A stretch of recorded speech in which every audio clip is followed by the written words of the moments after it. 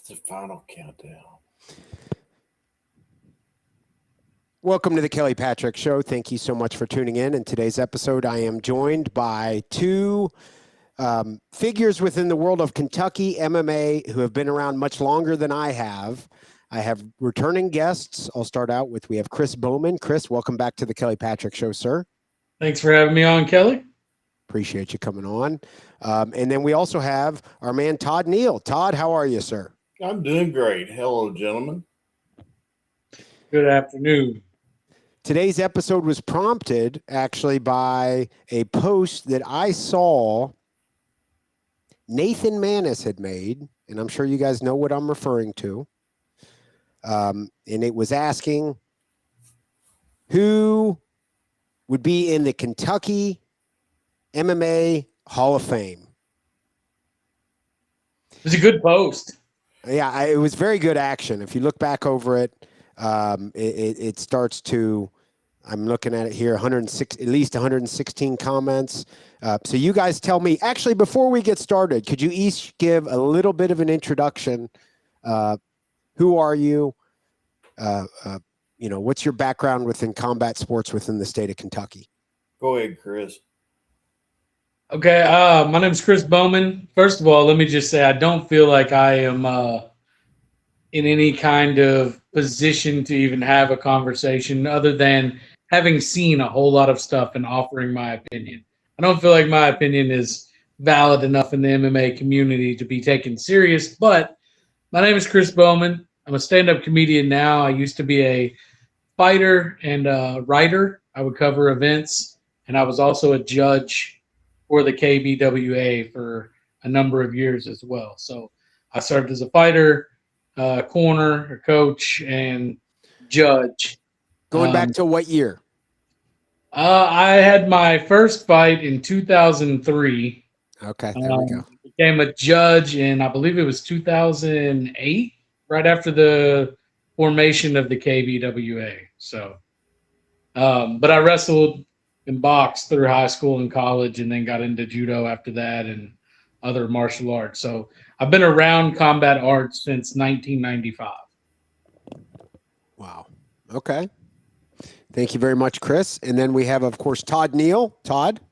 Hey, what's up, guys? I go back to 1985 is when I first got involved in boxing, amateur boxing. I just kind of, it goes back actually further than that. It goes back to about 80, where a kid at school, and I've written a book, and a kid at school was hanging out at a gym and just getting the total shit beat out of him.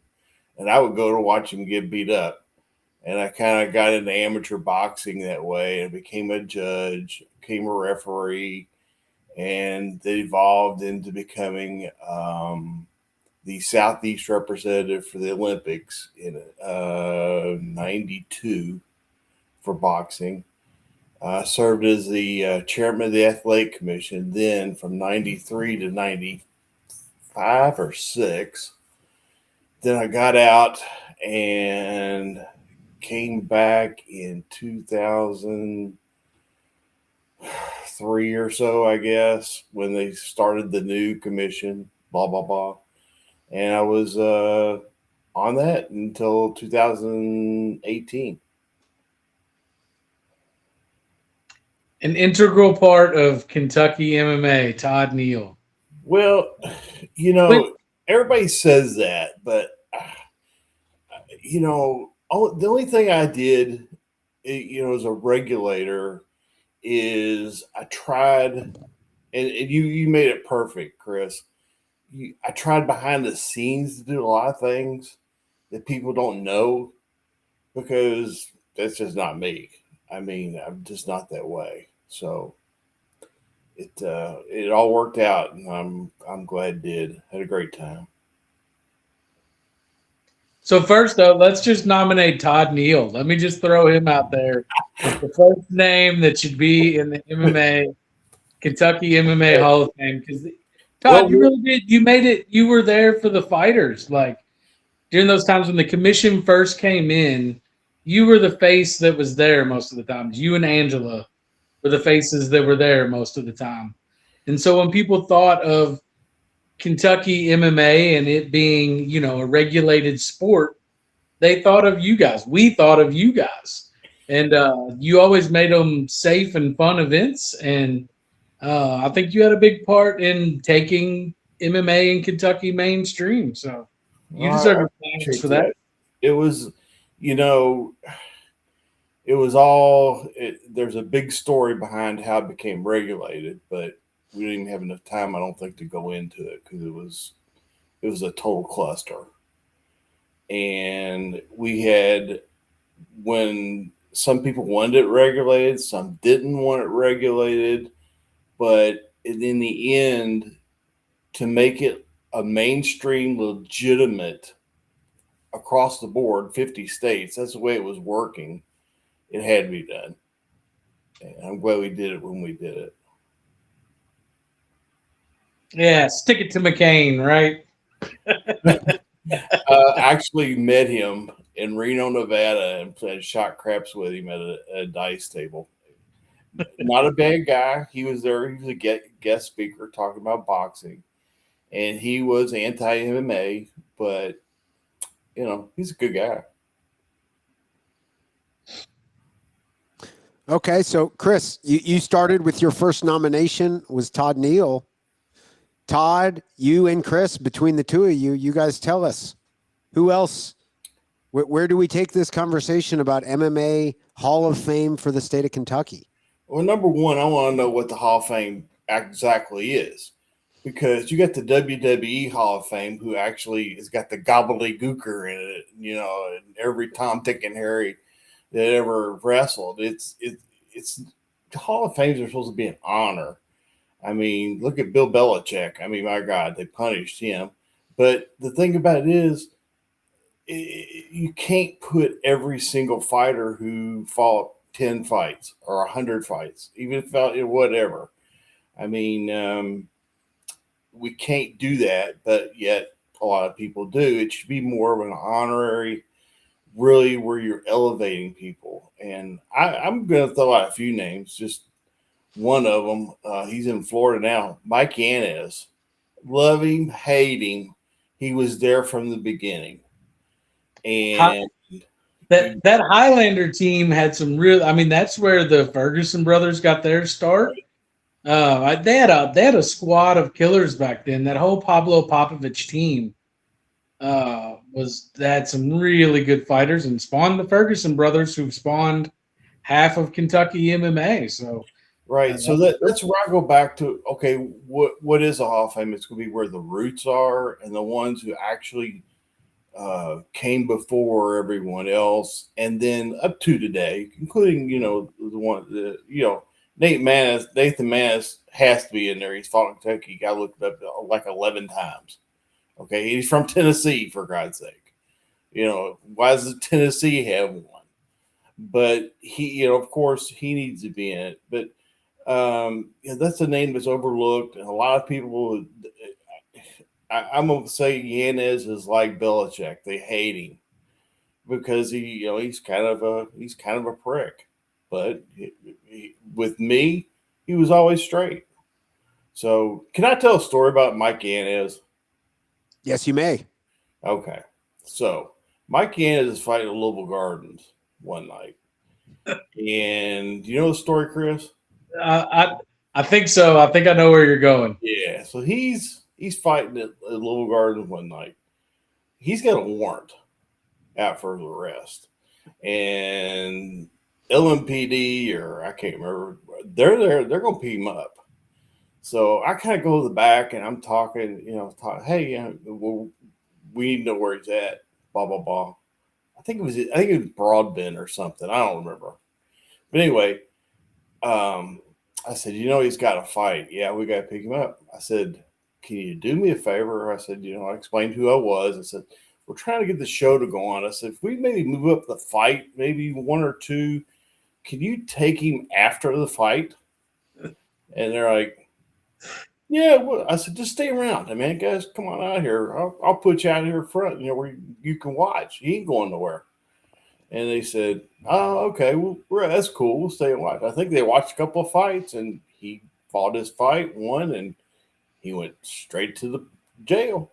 So, I mean, those are the kind of characters we got in Kentucky, or we had. Todd, were you there? Like Billy Smith, they came to serve the warrant on him after the fight. It was in Shepherdsville. Yes, sir. Hard And Rock, and he jumped out of the ring and ran out the back door. and they couldn't And, catch. I was randomly cornering him that night, and he left, and I had his dentures in my pocket. Oh my God! So he took off from the cops, and I ended up like having to catch up with him a couple weeks later to give him his teeth back. And those are some of the old school MMA days, man. I miss those days sometimes. Who else would you put in, Chris? I got love for the promoters a lot that stuck. They're the unsung heroes that even make all of this possible. They're putting up the money to pay for insurance and pay for the licensing so that we can do this. So just a couple of the old school guys that were doing it when nobody else was. You know, you mentioned the Hard Rock. It was a Hard Rock show. We're talking sideways hat Hard Rock. Like this was the different Hard Rock before he went B2 and all that stuff, man. He was putting on some fights in some crazy places. So Hard Rock to me would have to go in. That was the first person I mentioned on the post from Nathan, and I think he would have to get a nod from me. Now, as far as fighters go, it's hard. Like, where do you even begin? There's so many really good fighters that have fought or come out of Kentucky. I mean, I could name a whole list that I think should be in a Kentucky MMA Hall of Fame.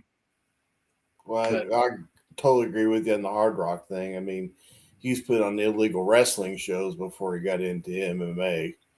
And Tim Gonerman, my counterpart at the KBWA, he's always trying to catch him running shows. So, yeah. But, yeah, Hard Rock is a great nominee. I think maybe you could clump all of the the fighting Fergusons into one thing. I mean, there's all of them belong there.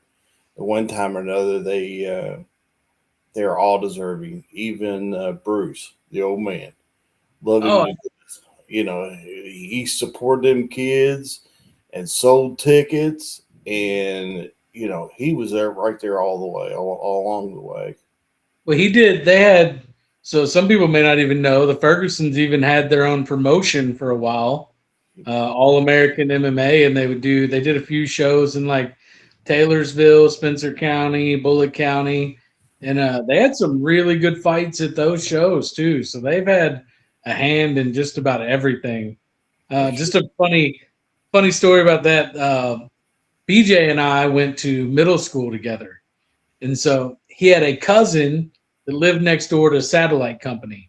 And so she had this hacked like TV box thing way back in like 2001 where she could get all these channels.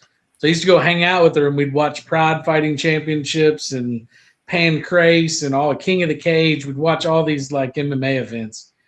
And she was like, "Hey, my cousin does this jujitsu stuff. You're like, y'all will probably get along." And so I ended up reconnecting with BJ after college, and we used to go train at his dad's barn.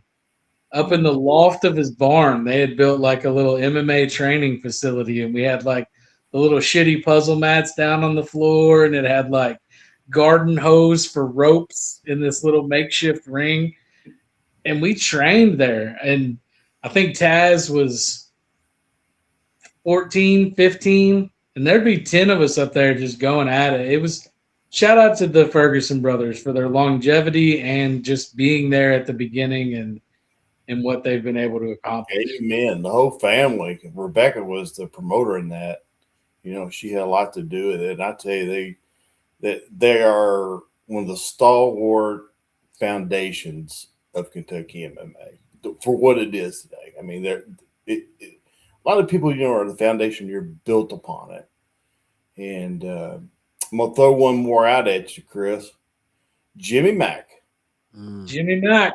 Okay, That's love him, hate him. Controversial one. Jimmy Mack Yeah. was the man starting out MMA in Kentucky, pretty much, and he was running at the Continental Inn. Went there several times, and at the Continental Inn used to have amateur boxing quite a bit, but Jimmy Mack sold that place out, pulled people out of the out of the crowd to fight, and it was that was the beginnings of really where we're at. He can be a controversial figure in the scene, I've found, but he messed up a lot of people's records, not sending stuff in the way he was supposed to. Some people are salty about that. But he was there during those dark ages before when the sport was still frowned upon. He was out there putting it on the line. A lot of armory shows, high school gyms, and um, there's a whole lot of guys, man. Dennis Swift and Jamie Evans and Chris Biddle. Oh yeah, what's the name I haven't heard in a while? I mean, all those guys put on some smaller shows and put it on the line so that to bring entertainment and to give fighters an opportunity. So I hope all those, whether they all deserve to be in the Hall of Fame, that's a different discussion. But at least to give those guys their flowers, So Kelly, who do you nominate? Well, if I'm thinking from a fighter perspective, you guys already mentioned Nathan Manis. I think if there's such thing as a no-brainer that should be in the conversation, we probably got to mention Brent Weidman. Absolutely. Yep. Yeah. He was one of the first people to make it to Bellator when Bellator was really first starting out, one of the first local guys to get on there. Absolute stud of a fighter, and his dad too. His dad's a judo legend. That family goes back as well. He was a little before my time. Todd, you were there in 2013 when I first started going to shows. Todd, I think you were with me at my first show. But you guys tell me, what stories do you remember about Brent Weidman? I remember him fight. He sold tons of tickets and down at 4th Street Live. Him and Ron Sparks. I mean, Ron Sparks, he was a beast. And somebody told me one time, I won't mention who, but I've already mentioned his name, said Ron Sparks is a turtle. You get him on his back and he can't move. But he was a monster. He was a monster. You're talking times where it wasn't mainstream. It really wasn't, I don't want to say accepted. We were regulating it. Pros at the time, not amateurs. But, you're talking the guys, Jason Y. That's another name. Jason Y. These are guys are, I guess, trailblazers, for better lack of the words. And you got that one dude, Kelly. Who's that guy the Hawaiian guy who's a quote unquote trailblazer? It's a friend of yours. Hawaiian guy. Yeah, he's got a Hawaiian name or something like that. And he did this, he did that. And I'm not sure who you're talking about. I want to make sure that I don't mention the wrong person. Is he a Hawaiian name on Facebook? I know. Gavin Worth. Nope. Or is it? Hilo? Is that what it is on Facebook? Yeah, that's it. You guys tell me, isn't that Gavin Worth? I have no idea. Yeah, I don't know. You guys know who Gavin is? Nope. Give me a moment. Maybe I'm butchering the name. Let's see. Why maybe for no. I'll figure it out. Give me just a moment, guys. Or was it Douglas? No, it was a guy who he pisses people off. He's in Florida now, and he's got a jiu-jitsu rank. I think the name was Gavin. Okay. I'll keep working on it. You guys continue. I'll do a little bit of research, back office work here. My next question is, where are we going to build this Hall of Fame?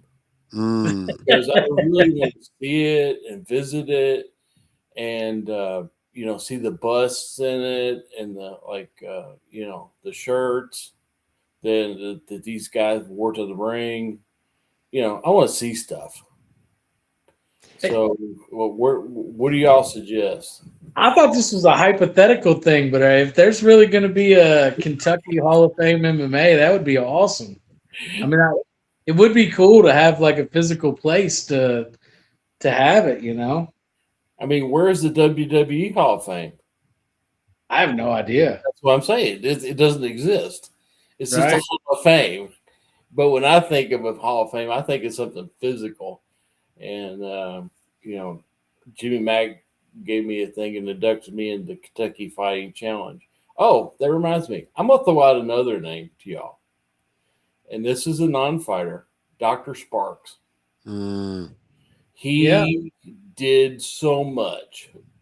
Guys that should have had gone to had urgent care and it cost them, a couple $100 or whatever. He sold them right on the spot. Made sure they were clean. He disqualified a lot of guys. And, he was doing it for Jimmy Mack, is how he started. Jimmy Mack's relative or something that was a patient of his and mentioned it to him. And that's how he started, and that's how we connected. But he really did a lot for the sport, even behind the scenes. Guys would come in and need a physical. He would take them in. He would come in on a Saturday in his office and get them physicals so they can go fight in Tennessee or wherever. He did a lot. I think he's very, very deserving. I would agree with that. Dr. Sparks was there for pretty much all of them. I have a question. So the UFC has other things in their Hall of Fame. They have like best fight, fight of the decade. They have things like that. I have a serious question, and then I have just a funny one that would never go in a Hall of Fame. But for the serious one, best fight in Kentucky MMA history, in your opinion, Todd? Oh my God! I've seen. Can you narrow it down? What's that? So can you even begin to narrow it down? I can't. I've seen so many. At one time, Dr. Sparks and I were driving like we did, and he tried to figure out how many shows we went to, actually. And last count he had, it was 120 something shows that him and I had done over the years. And that's over, a 10-year period, I guess. And I would have guessed it would be higher, to be honest. yeah, well, he was counting them. So, I was driving. But I don't know. I can't. There's so many. I have one. I have one that stands out. I don't remember one of the fighters' names. It was a turf war show in Florence, Kentucky. Mm-hmm. The Team Vision, they had their guys put on the turf war shows, and it was two roommates, both fighters. Both of their opponents backed out. They're best friends and roommates, and they agreed to fight each other so that they would have a fight. They both cut weight. And I thought it was going to be an awful fight. Two friends. It was going to look like a sparring session. And these two dudes beat the ever-living shit out of each. I mean, it was one of those Griffin Bonner type wars that, just bit down on their mouthpiece, and every dirty dish, every not restarting the dryer argument that they had one culminated in this fight on this night. And those two dudes absolutely beat the shit out of each other. One dude was like Mark Harden or something like that. And I don't remember the other dude's name. It was right after Chris Slaughterhouse Smith had passed away. And it was like a real emotional night anyways for that team. And those two guys went to absolute war. And that's one that sticks out to me. Cincinnati dudes, but the fight should still be in there. It was in Kentucky. I do remember. I think they were both Vision guys, weren't they? Yeah. And training partners, roommates, best friends. and I think Pender had one of the guys, and I can't remember, but that was one of them that Dr. Sparks said, since if it's the one I'm thinking about, you know, the Earth has cooled since then, but he said, I better go check on both of them, and because we were outside, the thing went back there in the jockey room, and he was back there with them, and they were laughing and cutting up afterwards. That's the same one because they were both bruised and beaten. It was a battle.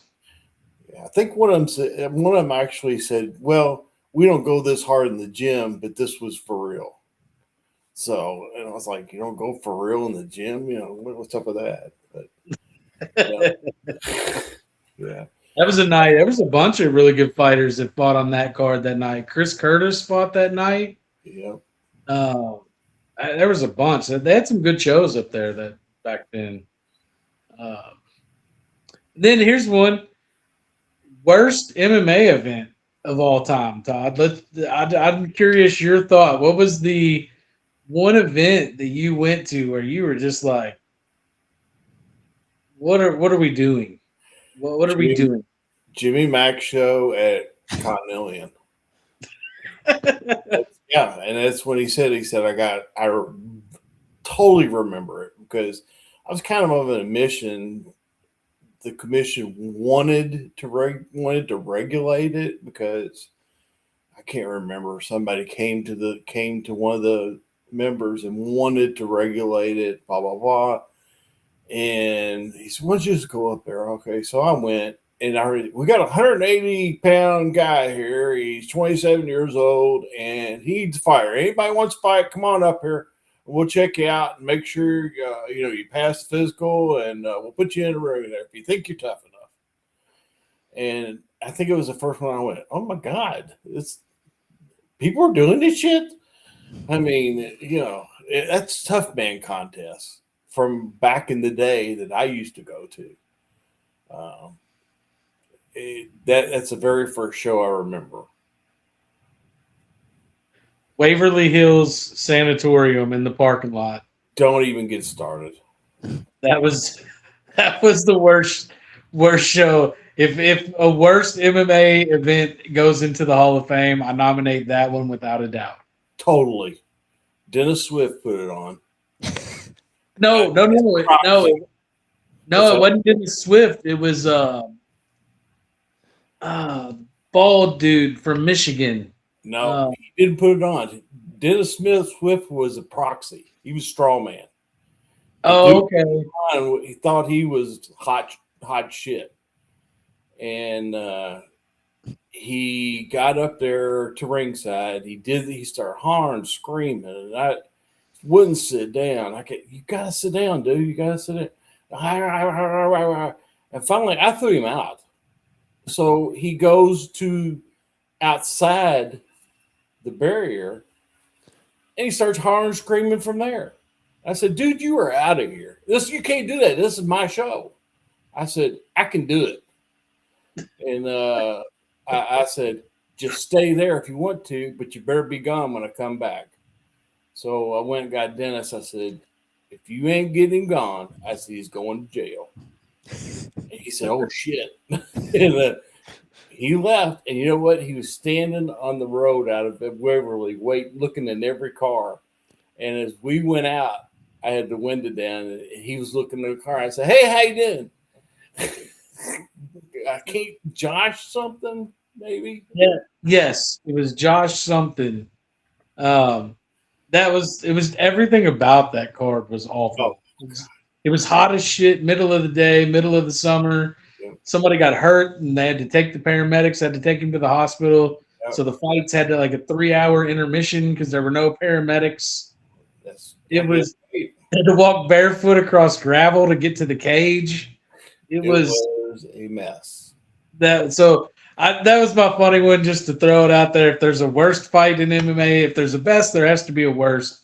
And if there's a worst, that's the one. My worst that I saw was a Jimmy Mack show. It was at Ripples or Riptides in Lexington. And this place, it was a restaurant right there on the river, Kentucky River. And it had just been bought. These two guys bought it. And it had just been cited and closed by the Board of Health. And they had just gotten it open. So Jimmy Mac's putting on this show there. And the day before, I go kind of checking it out. And I'm talking to a guy. Oh, he said, yeah. He said, we're having like 12 fights. I said, you're not having 12 fights. Oh, yeah, we are. I said, no, you're not. And he said, how do you know? I said, we got 6 approved. That's all. Well, we're having 12. I said, dude, you're not having 12. And he said, oh, okay, whatever. I said, well, all right. So next night, a dew set in right from that river on that cage. And my God, it was like a slip and slide. So they only end up having 4 fights. And Jim Mack gets into it with the promoter. Not the promoter, the owners. The other owner. And he's hollering or screaming and they're fighting. And I got in the middle of them. I said, listen, just calm down. You need to come here. You need to come here. Jimmy Mack, he takes the money. He's gone. And I'm stuck with the owner and the other owner. And he said, this is bullshit. And, he took our money and he did it. I said, your partner right here. I said, did I or did I not tell you weren't having 12 fights yesterday? And the guy looked at him. He said, did he tell you that? And he said, yeah. I said, see, I told you. I said, if you'd listened, you wouldn't have had the problem. And God, they were mad and they were talking about going and killing him. And I was like, okay, guys, let's tone it down. It's a business thing, blah, blah, blah. And I was so glad to get out of there. I'll tell you, I was so glad. I think it was the last show Jimmy Mack ever put on that I can remember. I got another name to throw out as far as trainers go. Rock Cruz. Oh man, the legend. Yeah. Rock. If there's a Kentucky MMA Hall of Fame, Rock Cruz has got to be in it. Yep, I agree. That dude was. He was there with Jason Y, and those guys back in the day when they were training at the government center. And here's another one. I'm gonna throw it out. Friend of the show, enemy of Kelly, Joe, Patrick, whatever his name is here, Brandon Bishop. Okay.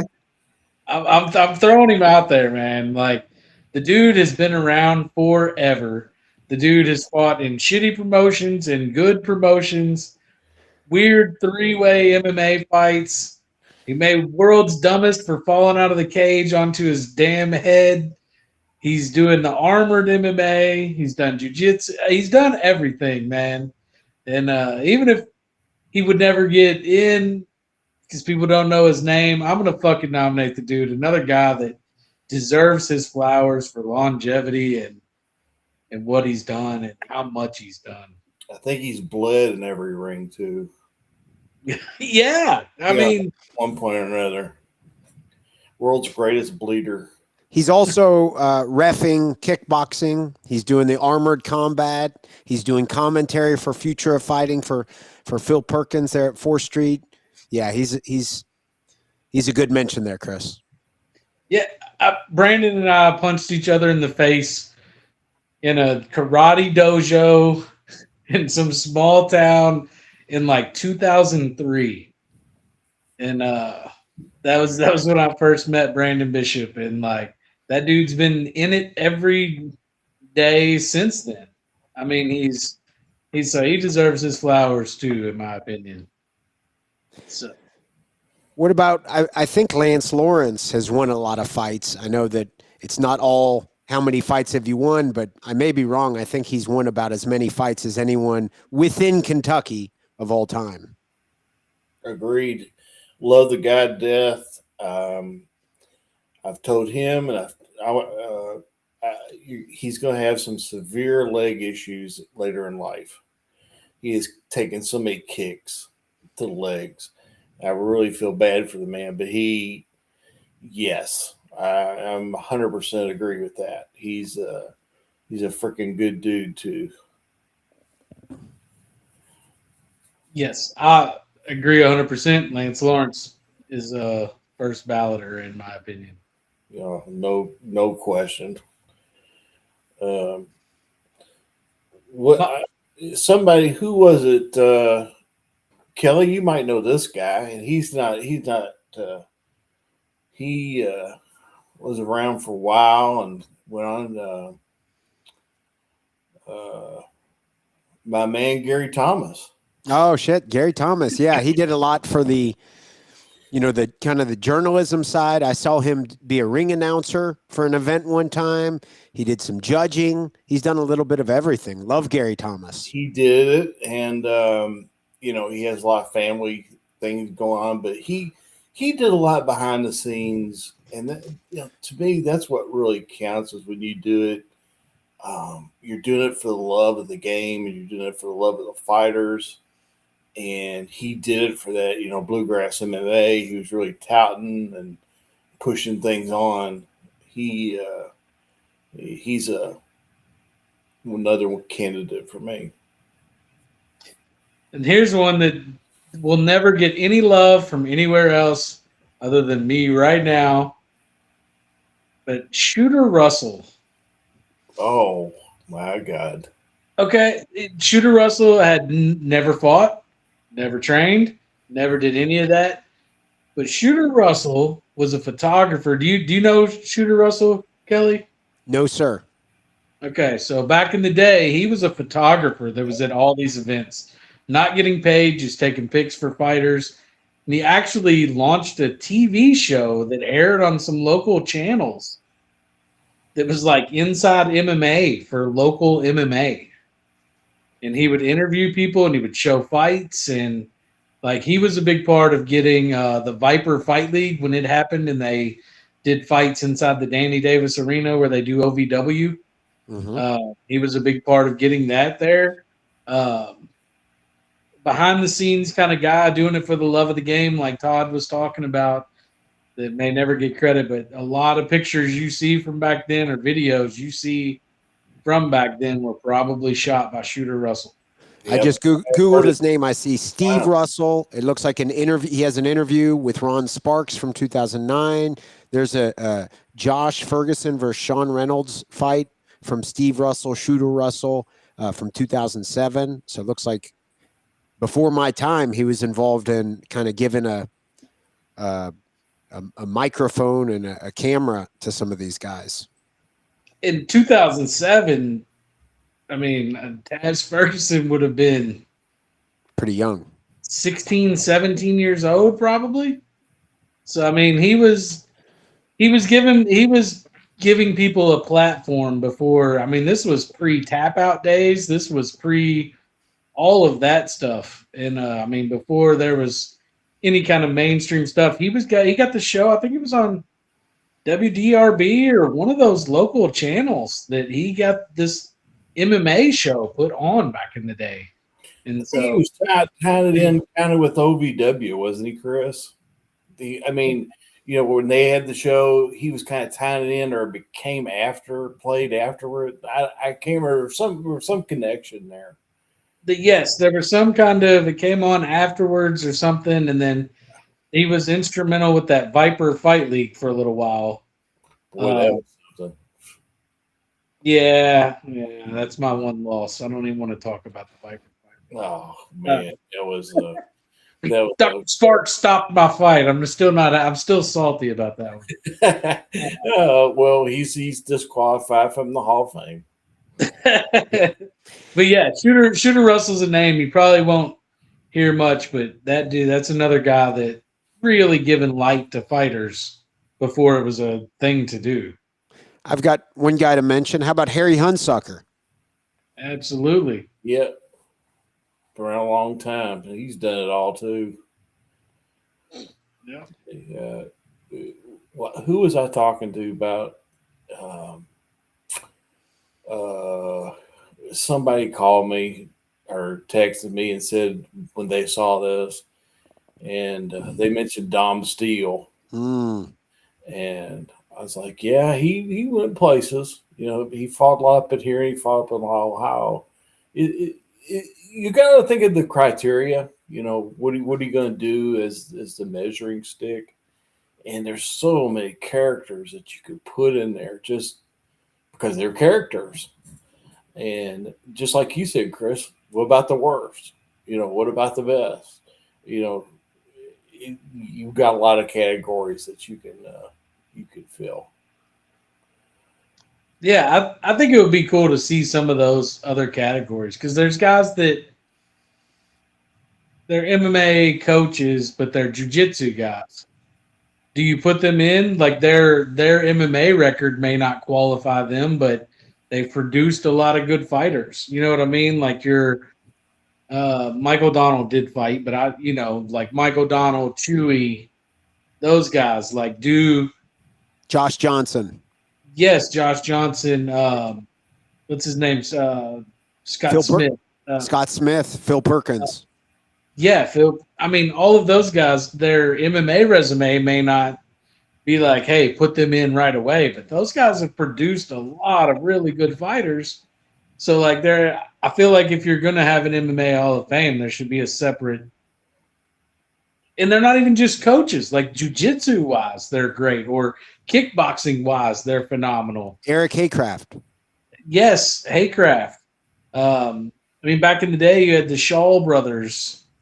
I don't know. Kerry Shaw, the Pumphrey brothers, like the Human Wrecking Ball guys. They were pancrase fighters, and they fought, in Japan way back in the day. And their records may not put them in, but their impact of what they've done for the community should, in some way, shape, or form. What are your thoughts?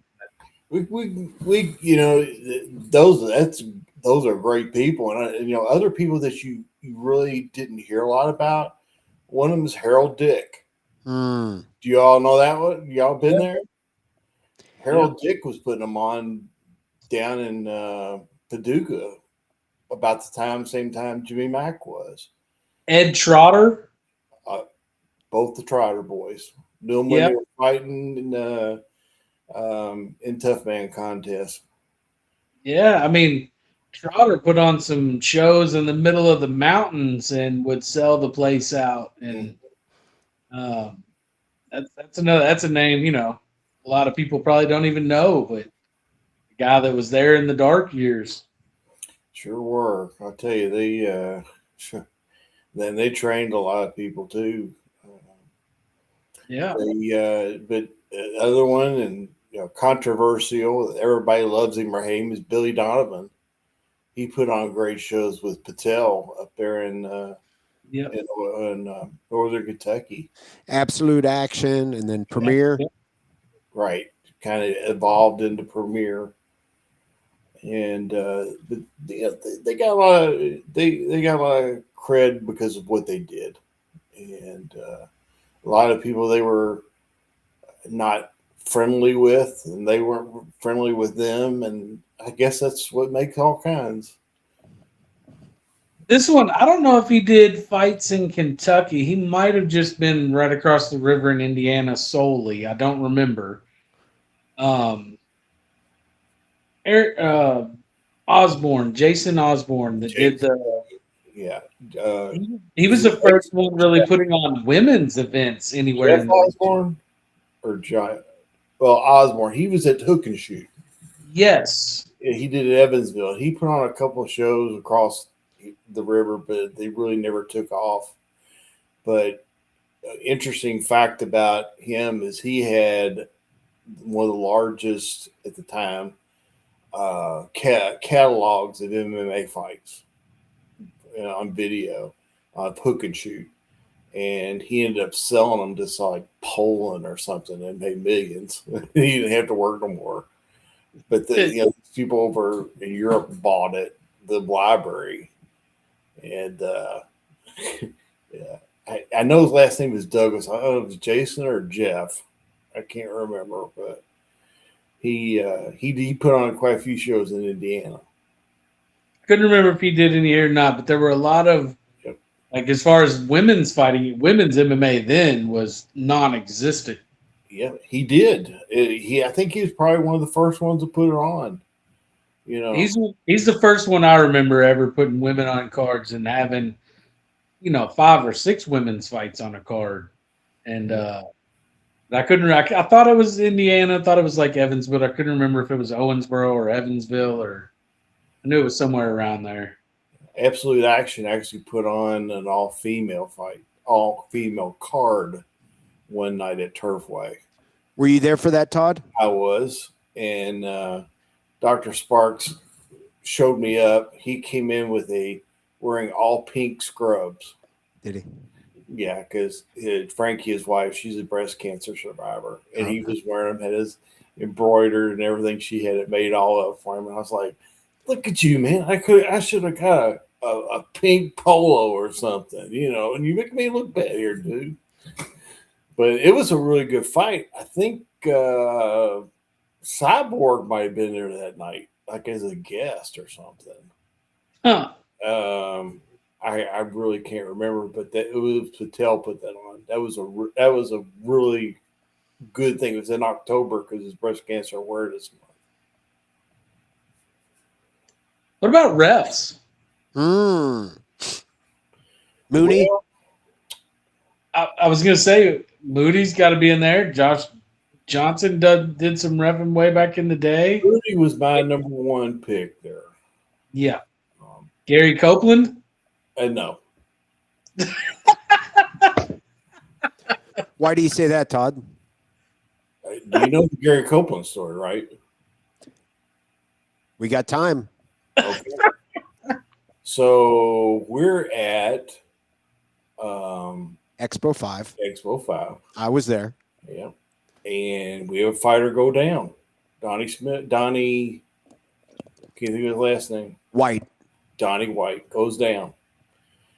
And I asked the guys, I said, "Do y'all want to keep this up or do y'all want to go on?"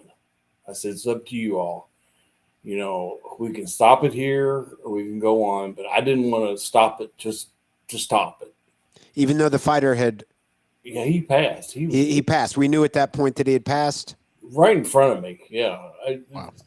Incredible. And they said, "We want to go on." I said, "Okay, we're going to go on."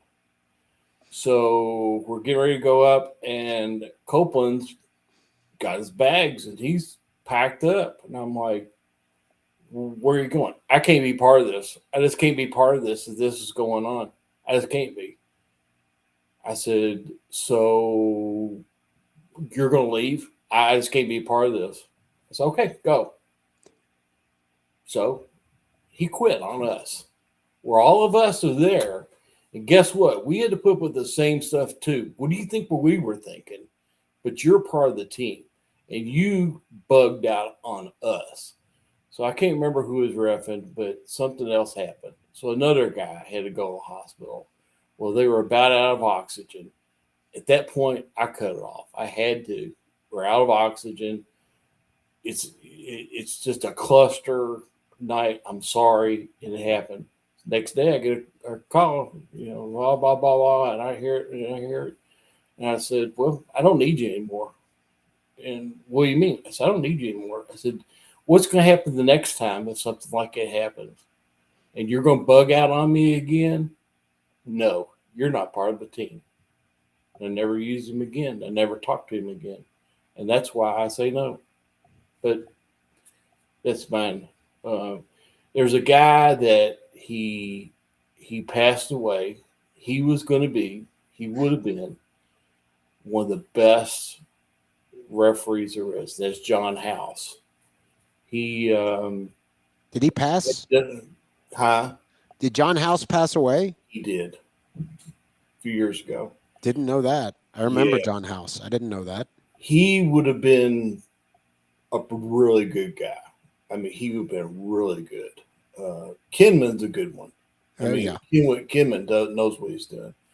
And John would have been a great asset. Kind of a taller guy. Sometimes he would have a little ponytail. Yeah, it's him. Yeah, they kind of the man bun. Yeah. Wow.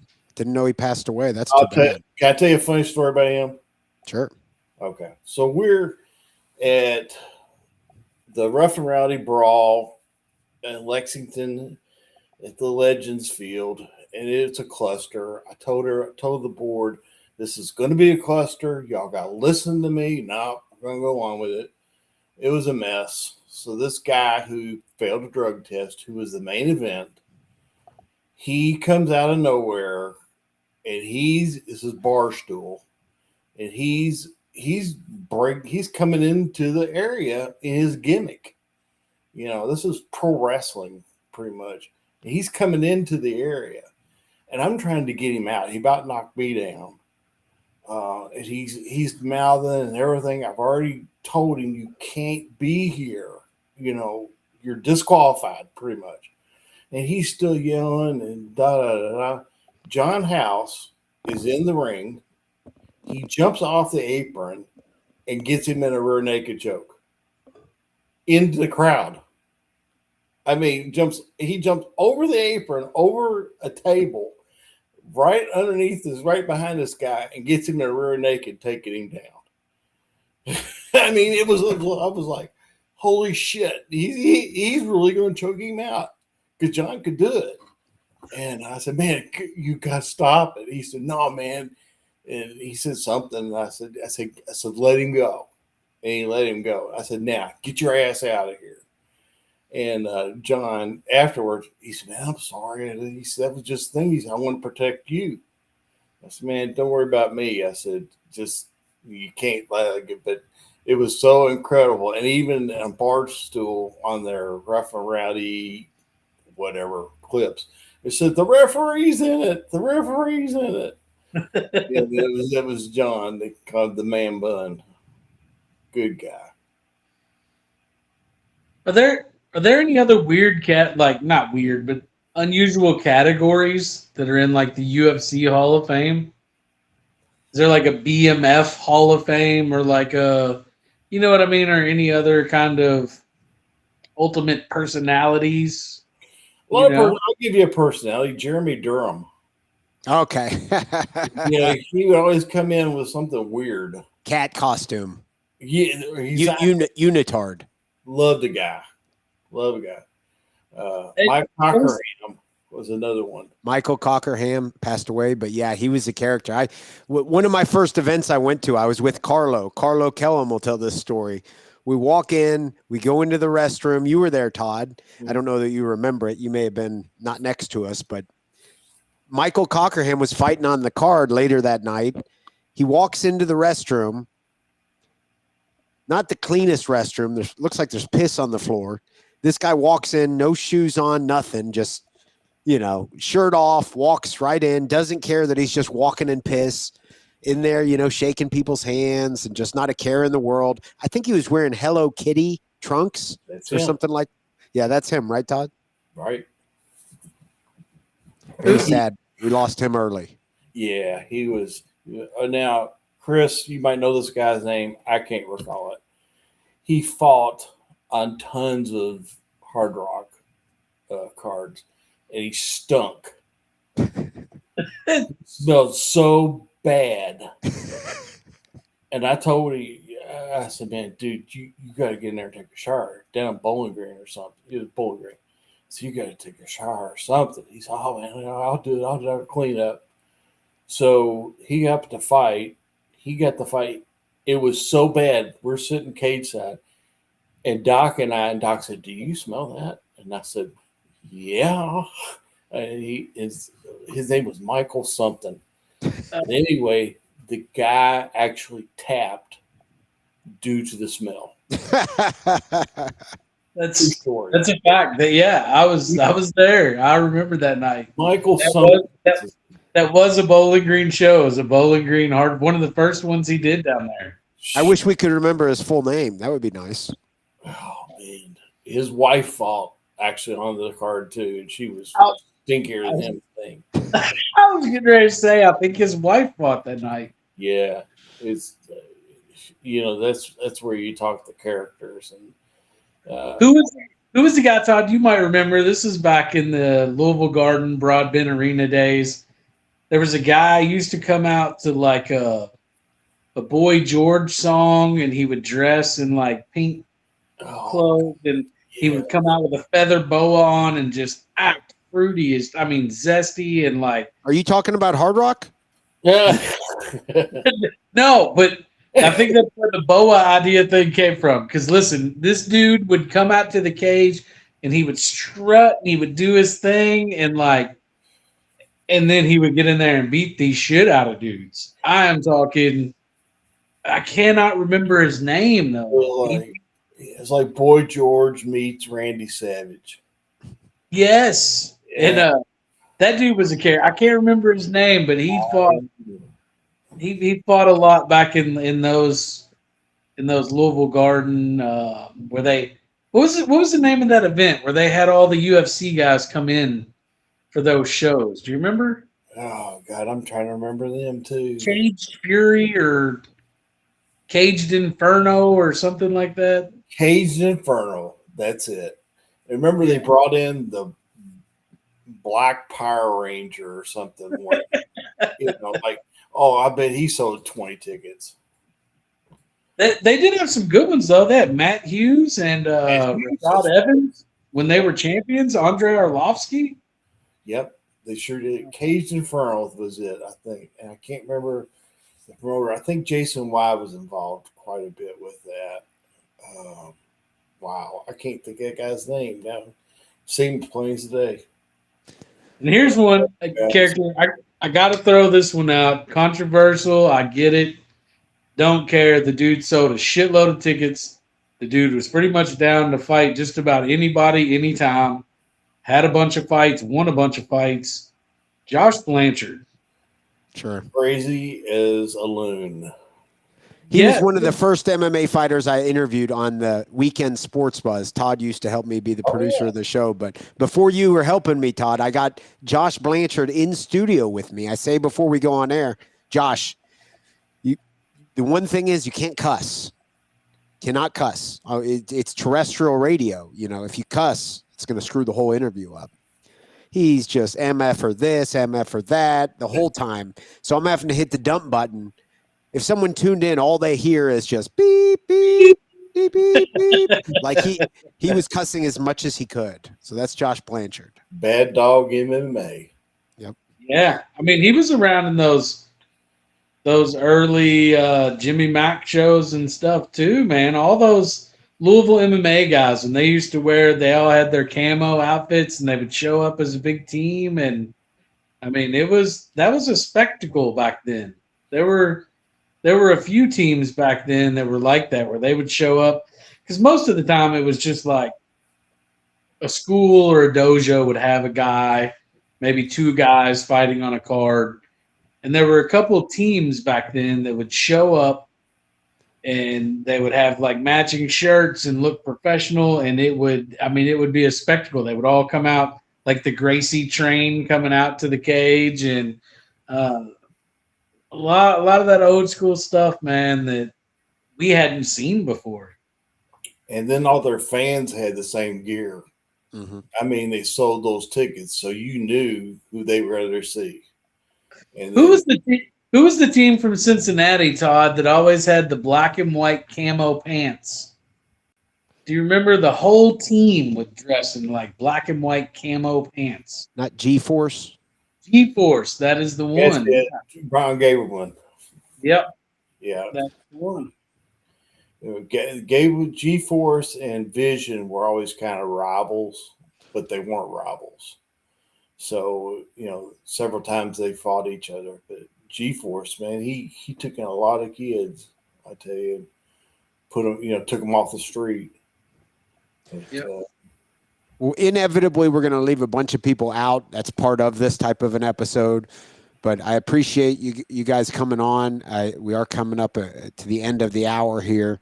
Chris, I appreciate you coming on. Todd, I appreciate you coming on. Before we wrap things up, do you guys have any closing words of wisdom you'd like to say before we wrap up the episode? I don't have any words of wisdom, so let me go first so Todd can leave with words of wisdom. Um, March 19th, Thursday, March 19th, I'm headlining at the Caravan Comedy Club. So come out and see me March 19th. I'll be there all weekend for all the shows, but I'm headlining on March 19th. What time? Its show starts at 7:30 Okay. on that Thursday. So come out 2 days after St. Patrick's Day. Come out, have a good time. I traded punches for punchlines a long time ago, and so no longer get punched in the face. I like to tell jokes. So come out and catch that show. Man, I miss the old school days. I miss the no holds barred days. Sometimes like the style versus style, I miss that, but I wouldn't change any of it for the world. Some incredible times, so many great fighters that I've seen, that I've sparred with, that I've rode with, and just a couple of last quick shout outs. Chris Griffin, my homie, Chris Griffin, the man over at Griffin's BJJ Submission Academy. Um, he's another guy that may not get in there anywhere, but goddamn it, I got to show him some love because I love Chris Griffin. And Derek Sawyer, throw him out there too. Another guy from back in the day. May not get any love, but I want to show him some love too. So keep supporting live MMA, and shout out to all the guys. Hopefully, we can make a real Hall of Fame someday. Well, Chris, you stole my thunder because I was going to ask you when your next show was. So now I know. We'll try to make it out. But anyway, I just, for anybody that's listening, I just want to tell you, for me, I lived 1,000 lifetimes doing this. I saw everything that everybody put into it. And for the Hall of Fame, you have to big a hell of a long, big building to put all the people that actually belong in there, and not just piecemeal and this one and that one. Because for me, you are the guys that made me happy, and that was my happiness, and I loved every minute of it. It was a lot of bad times, it was a lot of great times, but I want to thank everybody for making it possible. I love it. Well, once again, guys, thanks so much for coming on. I appreciate everyone tuning in, and we'll have another episode of the Kelly Patrick Show out soon. Thank you.